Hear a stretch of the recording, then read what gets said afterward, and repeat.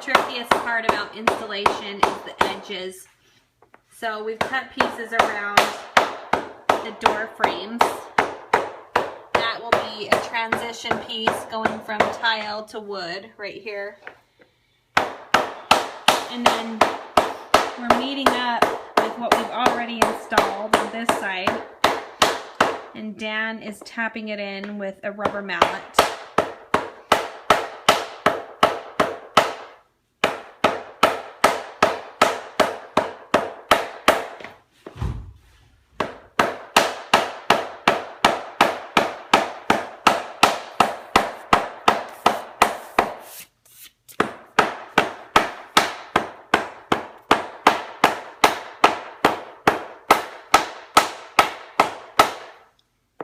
Got about 6 inches.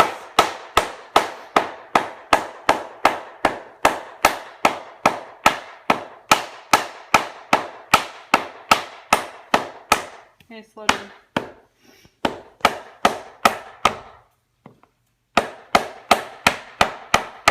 Whoop. Just like a glove.